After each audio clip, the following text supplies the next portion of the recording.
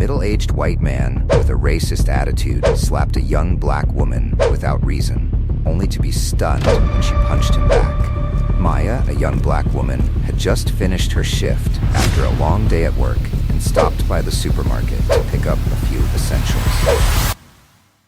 It was a Saturday evening, and the parking lot was packed with people hurrying to get their weekend shopping done. After circling around looking for a spot, Maya finally found an open space near the entrance. She happily pulled into the spot, carefully aligning her car between the lines. Before she could even step out, she heard the screech of tires right next to her. A white SUV aggressively pulled in, stopping just inches away from her car. Maya looked up and saw a middle-aged white man sitting in the car, his face flushed, his eyes filled with tension and anger. He rolled down his window and pointed at her, his sharp tone catching her off guard. "That spot was mine," he yelled, his voice full of frustration and resentment. Maya was slightly taken aback by the stranger's abrupt rudeness. She tried to remain calm and responded politely, her voice steady but firm. "Sorry, but I didn't see anyone waiting here," Maya explained, trying to clarify. The man didn't ease up. Instead, he opened his car door and walked right up to Maya's car, blocking her way out. His eyes were piercing, filled with contempt and anger, as if her very presence was an insult. "Don't make excuses," he sneered, his face twisted in disdain.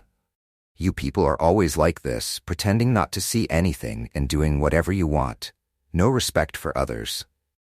Maya could hear the cold, unfamiliar tone in his voice, a hint of racism that she had faced before, but had never stopped hurting. She tried to keep her discomfort in check, took a deep breath, and thought she might be able to calm his anger and go about her day. "I'm truly sorry if you were waiting." "But I didn't see anyone here," Maya said, trying to keep her voice calm, hoping he would listen. But her words had no effect. The man continued to glare, arms crossed over his chest, looking at her with a mocking gaze. "Of course you didn't see. You people never pay attention to anyone else, do you?" He sneered, his words laced with prejudice and disdain.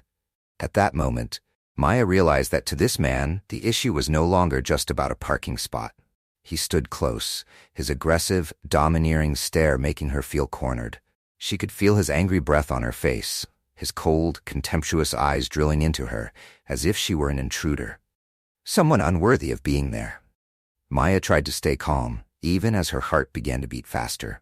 She had often encountered situations where strangers treated her as though she didn't belong in places they considered theirs.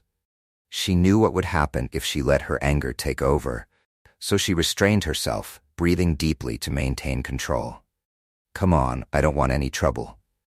We're just talking about a parking space here," Maya said, keeping her voice steady even though she felt shaken inside. But the man only grew angrier, as if each of her calm words made him even more furious. He stepped closer, eyes full of challenge and contempt, finger jabbing toward her chest as if trying to intimidate her. Without a hint of restraint, he shouted, "Who do you think you are to speak to me like that?" His voice was full of menace. "I'm sick and tired of your kind's arrogance. You people think you can do whatever you want without caring about anyone else." His words hit Maya like a blow to her self-esteem. The contempt in his words was not just directed at her, but also at her entire community. "You people." Those two words carried a racist tone that made Maya feel marginalized, disrespected because of her skin color. Maya wanted to move away from him, but he blocked her car door, forcing her to face him. The people around them began to notice the argument, a few standing by to watch, but none stepping forward to help. Maya looked around, feeling trapped under the gazes of the crowd and the intimidation of the man before her. She kept her voice composed, though turmoil brewed inside. "I'm really sorry if you've been waiting." "But I didn't see any car waiting here," Maya said, hoping that another explanation might diffuse the tension. But her words didn't calm him down. Instead, he grew even more furious. His angry eyes burned with rage, and he spat out each word with a tone of sarcasm and hatred. "Of course you didn't see. You people never pay attention to others, do you?" At that moment, Maya realized that trying to explain was pointless. This man wasn't looking for an apology or an explanation. He just wanted to assert his power and make her feel small. Although her heart was racing in her chest, Maya told herself to stay calm and maintain the small distance left between them. She was about to turn and walk away to avoid unnecessary conflict, but just as she turned, a hard slap from the man struck her like lightning. The sudden, violent slap whipped her head to the side. Her cheek stung, and the pain from the blow seared through her face. Dazed, she stood still for a few moments, trying to regain her balance. The man took a step back, looking at her with a smug expression, as if he had just performed an act of justice. He smirked, his eyes gleaming with open contempt. To him, she was just an inferior person who deserved a lesson. But for Maya, that slap was not only physically painful, but also deeply hurtful to her pride. She no longer felt fear. She felt nothing but insulted and angry. Without thinking further, Maya raised her hand and slapped him back. Not as hard, but enough to show him she wouldn't take it lying down. Her action was a warning, a response that made it clear she would not quietly endure this undeserved humiliation. Her slap was not meant for revenge, but was a natural reaction to having her pride trampled upon. The man was stunned, his eyes wide with surprise mixed with anger. He looked at her with horror, as if he couldn't believe she had dared to fight back. The crowd began to murmur, eyes fixed on the two of them, some pulling out their phones to record the scene. He took a step back, his hand on his cheek where she had slapped him, his face paling, his voice seething with rage. "How dare you hit me? Who do you think you are?" Maya stood there, her hand clenched to keep herself calm, even though she was boiling inside. The man in front of her continued to curse, hurling harsh words at her. She could feel the malice in his eyes, the disdain in every word he said. In that moment, Maya knew she had to leave. She didn't want the confrontation to escalate, but inside, she was still reeling from the man's senseless hostility. His unprovoked attack and racist words had left Maya feeling not just like a victim of a parking dispute, but like a victim of a prejudiced and discriminatory mindset. She turned to walk away, leaving behind the man's hateful gaze. But she knew that the pain and humiliation from that slap would linger with her for a long time. Maya stepped into the supermarket, trying to keep calm and reminding herself that she was only there to pick up a few essentials. She gripped her shopping basket, taking a deep breath, but the echoes of the parking lot altercation still reverberated in her mind. She picked up a few essentials, some vegetables, milk, bread, trying to push away negative thoughts, but still feeling a heavy weight inside. She could feel the eyes of the people around her, though she wasn't sure if they were actually looking at her.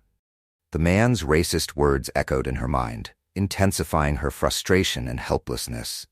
How could someone believe they had the right to assault and insult someone just because of their skin color? Once she had everything she needed, Maya walked out of the supermarket, her heart heavy, but telling herself that things would eventually pass. But as she approached her car, she noticed something wasn't right. Her heart sank when she saw long, deep scratches running along the side of her car, as if someone had deliberately taken a sharp object and dragged it along the shiny paint. Maya stood there, feeling a wave of anger and frustration welling up inside. She didn't need to think twice to know this was the handiwork of the man from earlier. Feeling both helpless and angry, Maya wanted to cry. Parking in that spot was just a coincidence, but it had led to her being attacked, insulted, and now facing property damage. Her car wasn't an expensive item, but it was the result of years of hard work, now vandalized simply because of the baseless hatred and prejudice of a stranger. Maya took a deep breath, trying to control her emotions and think logically. She knew that calling the police might complicate things, but looking at the deep scratches on her car, she knew she couldn't just let this go. The scratches weren't just a material loss, but a symbol of the injustice and discrimination she had just endured. Determined not to let this slide, Maya took out her phone and called the police. She gave a brief report of the incident in the parking lot, her voice trembling but resolute. She emphasized that she had been attacked without provocation, her property damaged, and that the man was still nearby. After hanging up, Maya looked around to locate the man. She spotted the white SUV parked not far away, and through the window she could see the man still sitting inside, watching her with a smug smile. He made no effort to hide, seemingly daring her, finding amusement in her distress. While waiting for the police, Maya stood by her car, trying to stay calm despite her inner turmoil.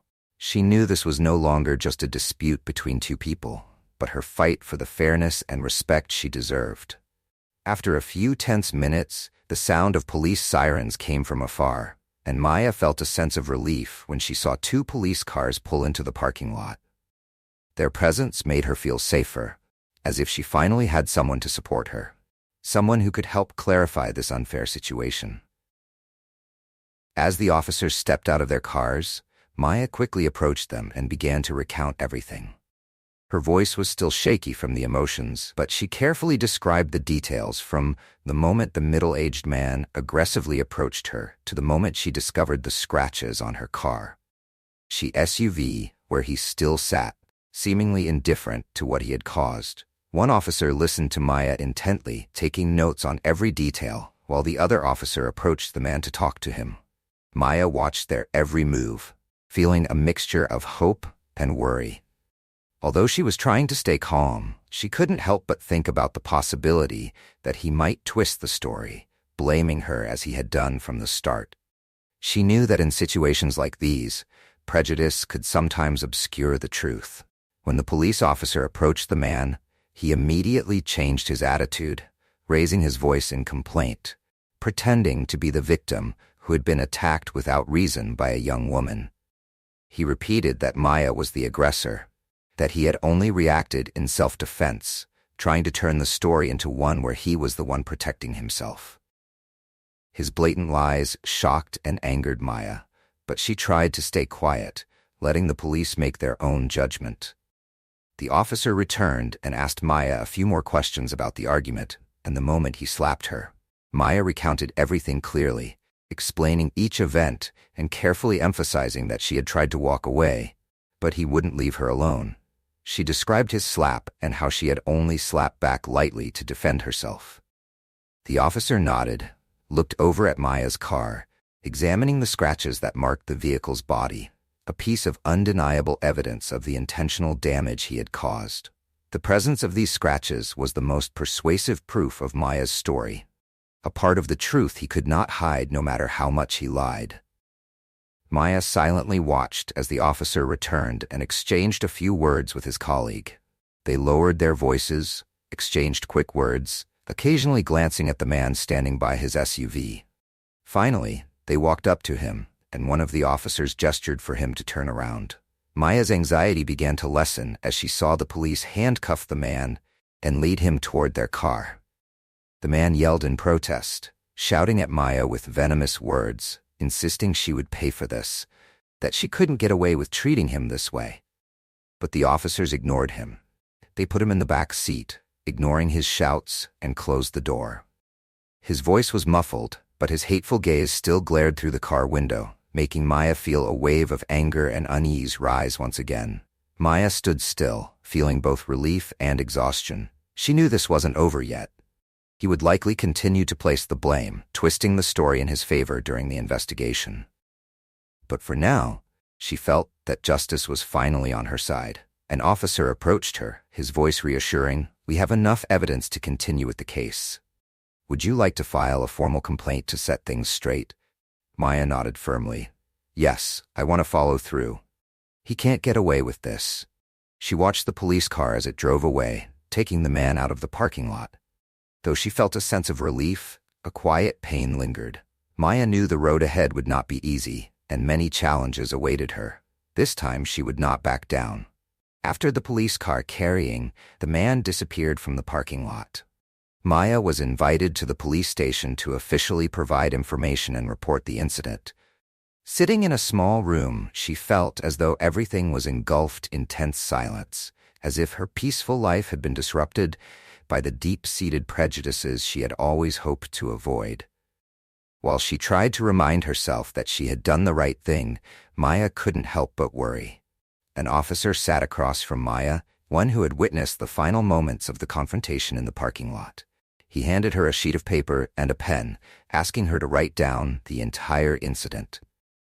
Maya took a deep breath, trying to recall every detail, every word and action, especially the moment when the man, Mr. Smith, assaulted and insulted her. She wanted everything to be recorded accurately, leaving nothing out that could be twisted or overlooked. As Maya wrote, the memories of what had happened replayed in her mind, each detail reminding her of the injustice and hostility she had endured. Every word she wrote was a clear testament to the unfairness and hatred she had faced. Maya knew that from the moment he slapped her, he would try everything to turn her into the aggressor and present himself as a victim. She even feared that prejudice and bias might distort the truth, but she was determined to bring the truth to light. When Maya finished her statement, the officer read it carefully, occasionally looking up to clarify a few details with her. He wanted to ensure every point was clear, as he knew the man would try every way to twist the facts. Maya recounted each event calmly, from his aggressive approach to her car, to his offensive words, the slap, and the scratches on her car. After hearing the entire story, the officer sat a bit closer, looking at her with empathy. He understood that this wasn't simply a dispute over a parking spot, but an issue of dignity, of the right to fair treatment, and of a conflict that no one should have to endure. As their conversation continued, another officer entered with a serious expression. He informed them that Mr. Smith had denied Maya's entire story, even claiming that she was the one who attacked him first. The man insisted that he had only defended himself against her rudeness, and claimed she had slapped him first. He was trying to construct a narrative completely contrary to the truth, casting himself as the victim. Upon hearing this, Maya couldn't help but feel a surge of anger and frustration. How could someone create such a false story after everything he had done? However, she quickly regained her composure.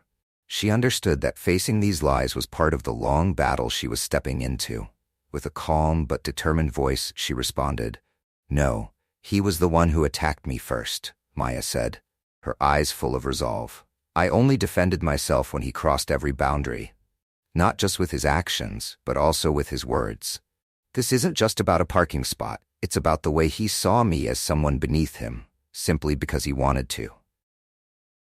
The officer nodded, looking at Maya with a serious expression. "We've examined the scratches on your car, and with what you've told us, we have enough grounds to take action against him for assault and property damage.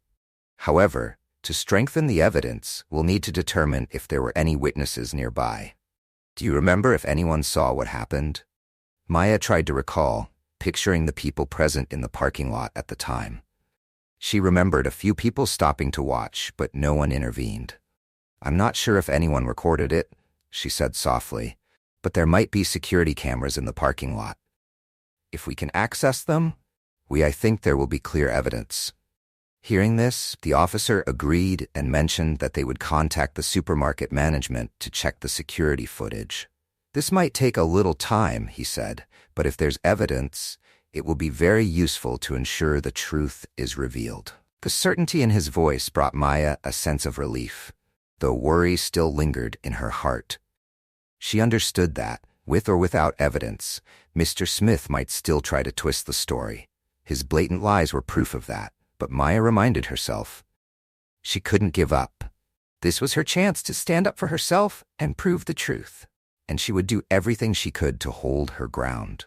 Before leaving the police station, the officer handed Maya a copy of her statement. He also mentioned that she might need to return to provide additional information or identify witnesses if needed. As she stepped out of the police station, Maya felt the air outside a bit more open, though the trauma and resentment from the confrontation still weighed heavily in her heart. Even though everything wasn't fully resolved, Maya promised herself she would see it through to the end. This was no longer just about protecting herself in a disagreement, but about reclaiming justice for herself and for others like her. This time, she wouldn't let prejudice and injustice force her to remain silent this time. She was determined to fight, no matter how challenging the road ahead might be. A few days later, Maya received a call from the police informing her they had gathered enough evidence to officially arrest Mr. Smith. The key piece of evidence was the security footage from the parking lot, capturing everything clearly from the moment he approached her car aggressively to his verbal abuse, and, most notably, the moment he slapped Maya without any justifiable reason. The video also showed Maya standing calmly, trying not to engage, making it evident that she only slapped him back in self-defense. Upon hearing this from the police, Maya felt a wave of relief mixed with gratitude. The truth had been captured, and this time she no longer had to endure the lies alone. Yet a lingering sense of worry stayed with her. She knew this was just the beginning, and Mr. Smith would likely try to fight back, painting himself as the victim, just as he had before. But this time, she would see it through to the end. And the next morning, Maya was asked to come to the police station to complete the legal procedures. She walked into the reception area where officers had prepared documents for the case. One officer who had been assisting her since the start approached her, explaining the next steps in detail. He also informed her that Mr. Smith would be taken into custody that day to formally confront the charges of assault and property damage. Not long after, Maya was invited to sit in a small meeting room to wait. As the minutes ticked by, her emotions were a mix of anxiety and determination. She reminded herself she was strong enough to face whatever challenges lay ahead. She had endured the shock, the unjust humiliation, and now she was going to defend her honor to the end.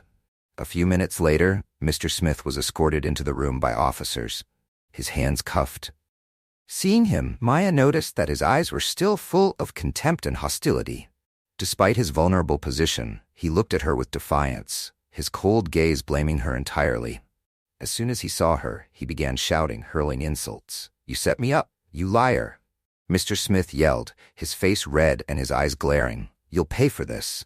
Who do you think you are to do this to me?" Maya looked at him, calm and steady, unaffected by his hateful words.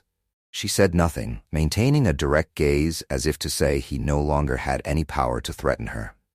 Maya's composure seemed to enrage Mr. Smith even more. He struggled, loudly asserting that he and that Maya had orchestrated everything. However, the officers, well aware of the situation, didn't let him continue his harassment. One officer standing beside Mr. Smith instructed him to keep quiet, emphasizing that everything had been thoroughly investigated and that he would be held accountable for his actions. Confronted with the officer's firmness, Mr. Smith had no choice but to stay silent, though his eyes still burned with resentment and a stubborn refusal to accept the reality. Maya sat watching, and for the first time she clearly saw the helplessness in his eyes. Before, Mr. Smith had always been confident he could escape any consequences, that he had the power to manipulate and twist the truth as he pleased. But now, the truth was undeniable. Maya felt a sense of justice taking shape as she saw his arrogance and invulnerability stripped away. At that moment, an officer entered the room to deliver the final decision. Mr. Smith would be temporarily detained, awaiting his preliminary hearing. Hearing this decision, he yelled even louder, threatening to sue Maya and drag her down, ensuring she would pay. But this time, his threats were weak and held no weight. Maya remained seated, watching him as if looking at a stranger. The officers let him out, leaving Maya sitting alone with a sense of peace and resolve. An officer approached her, handing her a business card and advising her to reach out any time if she needed further assistance during the legal process. He also encouraged her to take the case to court to ensure justice was served. "We will do everything we can to protect you and the truth," the officer said calmly, his eyes reflecting deep empathy. Maya replied firmly, "I'll see this case through to the end." As she stepped out of the police station, Maya felt the outdoor air refreshing, as though she had just weathered a great storm. She felt a lightness within her, as if she had set down a burden she had carried for so long. Yet her mind still dwelled on the challenges ahead. Maya knew that this journey wasn't entirely over. There would be further steps, legal procedures, and confrontations with Mr. Smith at trial. She also understood that Mr. Smith, with his hostility and arrogance, wouldn't back down easily. He would likely continue to resist, perhaps hire a lawyer to defend himself, or find any way to escape punishment. But for Maya this time, she had made a clear decision. She wouldn't let anyone intimidate her or force her into silence. This was no longer just a personal dispute, but a stand for self-respect, for the right to live equally and justly. Looking ahead, Maya knew there were still many challenges waiting. But with her faith in justice and the power of truth, she walked forward with confidence and determination, ready for whatever lay ahead. Several weeks later, Maya received a notice about Mr. Smith's trial. Her determination to pursue the case stemmed not only from a desire to protect her own dignity, but also from a drive to fight for justice, so that people like Mr. Smith would understand that prejudice and hatred cannot go unpunished. During the wait, Maya frequently met with attorneys and prepared her testimony. The video recording of the confrontation in the parking lot and the evidence of her car's damage gave her motivation, as she knew these would be undeniable pieces of evidence. Yet anxiety continued to linger. She wondered if justice would truly side with her. Maya knew that racial discrimination cases were not always easy and that the truth did not always prevail. But this time, she would not back down. On the day of the first trial, Maya entered the courtroom with a tension that was hard to describe. The courtroom was silent, the air thick with anticipation, as everyone watched every move closely. Mr. Smith sat on the opposite side, his face cold, his eyes full of defiance. Beside him was his defense attorney, a middle-aged man with a calm and sharp demeanor. Maya could clearly see the thorough preparation of the opposing side, but she also felt the reassurance her lawyer gave her through a steady, determined gaze. The trial began with the opening statement from the prosecution. Maya's lawyer, a sharp young woman named Ava Hayes, presented the case succinctly and in detail. She summarized Mr. Smith's actions from his attack on Maya, his racial slurs, to his destruction of her property. In a confident voice and with a firm attitude, Ava pointed out that Mr. Smith's actions were neither random nor a misunderstanding, but a series of hostile, clearly motivated acts. "Your Honor, my client, Ms. Maya simply parked in an empty spot, but that simple action led to a series of insults, threats, and violence from the defendant," Ava said with calm but strong determination. "This case is not just about a parking spot. It's a clear example of racial discrimination and the abuse of power by an individual attempting to demean and intimidate someone simply because of the color of their skin." Mr. Smith sat across the room, keeping a stoic face, though his eyes showed resentment. When it was the defense's turn to speak, Mr. Smith's lawyer attempted to paint a different picture. He described Mr. Smith as a man having a bad day, a husband and father under a lot of stress, arguing that the incident was simply an impulsive reaction. The defense attorney even appealed to the jury's compassion for the defendant, asking them to consider his circumstances. Maya felt her heart tighten. She listened as the opposing attorney depicted Mr. Smith as a sympathetic figure.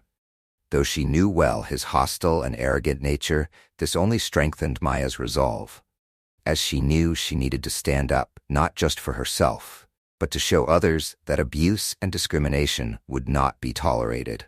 The trial continued with the presentation of evidence.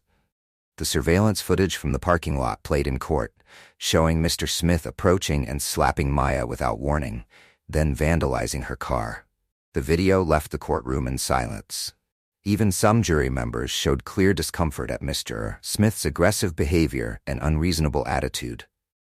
When it was Maya's turn to speak, she stepped up with calmness and courage. She recounted the entire incident, from parking her car, being insulted, attacked, and finally witnessing her car being damaged.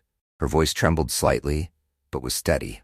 Maya emphasized that she only retaliated after being attacked, that Mr. Smith's actions were not a random burst of anger, but a display of contempt and deep-seated racism. During the cross-examination, Mr. Smith's lawyer tried to argue that he merely reacted out of anger and claimed that Maya had provoked him. However, through her calmness and sincere explanations, Maya clarified that she had no intention of causing conflict and was merely defending herself.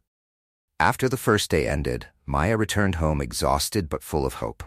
She knew she had done her best, had spoken the truth, and hadn't allowed herself to be suppressed. This was just the first day of this fight, but she felt a sense of relief, knowing she had stood up for herself. She believed that through her story, people like Mr. Smith would gradually come to understand that hatred and discrimination would no longer be tolerated, and that those treated unfairly would always have the right to defend their dignity. She knew the upcoming days would bring more challenges, but this time, she was ready to await the verdict of justice. After several days of intense trial, the court finally reached the closing arguments. Maya's lawyer, Ava Hayes, stepped forward with her usual sharpness and calmness, but spoke with a stronger tone, showing deep determination. She laid out each point clearly, emphasizing Mr. Smith's violent actions and his discriminatory attitude, reminding everyone that this was not just a trivial argument, but evidence of abuse and disrespect toward another human being. We are discussing an act that is simply unacceptable. Fueled by hatred and arrogance, Ava told the jury, Mr. Smith not only attacked my client physically, but also her dignity, her right to live equally. This is something we cannot allow in a fair and equal society. The defense attorney continued to appeal for compassion from the jury, arguing that Mr. Smith was under pressure and acted on impulse in that situation. The lawyer even suggested that Maya's slap should also be considered an act of aggression. Hearing these arguments, Maya felt a mix of anger and frustration. Though she had explained clearly that her action was solely in self-defense, Mr. Cookward, Smith still tried to spin the story in his favor, portraying himself as the victim. Finally, the jury left the room to deliberate and reach a verdict. Maya sat quietly in the courtroom, her mind swirling with emotions. She thought about everything she had been through during this process, from the pain of being attacked to the relentless fight to be heard. Now, everything was out of her hands.